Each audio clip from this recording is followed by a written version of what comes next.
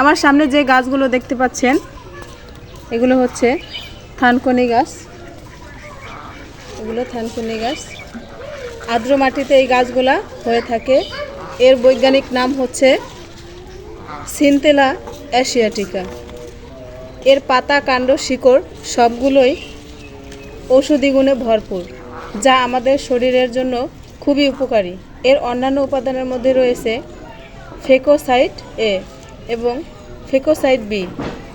ফেকোসাইট B আমাদের মস্তিষ্কের কোষ গঠনে খুব ভালো ভূমিকা রাখে এবং মস্তিষ্ককে খুব ভালো রাখে বা স্বাস্থ্য ভালো রাখে। শীতকালে আমাদের গলা ব্যথা হয়, মুখে ঘা হয়। এই থানকুনি পাতা গরম জলে ফুটিয়ে সেই পানি দিয়ে কুলকুচা করলে গলা ব্যথা ভালো হয়ে যায়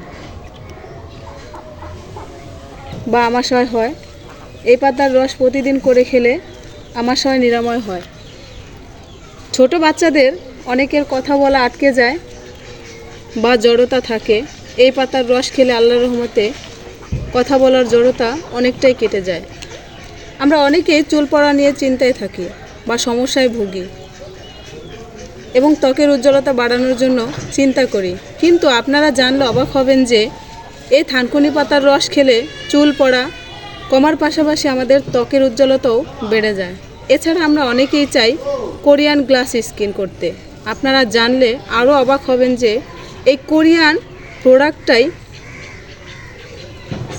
সিনথেলা এশিয়াটিকা এই থানকুনি পাতার রস ব্যবহার করে বানানো হয়। এছাড়াও এই পাতাগুলো আপনারা বিভিন্ন সবজির মতো ঝোল করে বা ভর্তা করে খেতে পারেন। এই পর্যায়ে থানকুনি পাতার গুণাগুণ সম্পর্কে আপনাদের একটু জানাতে চেষ্টা করলাম।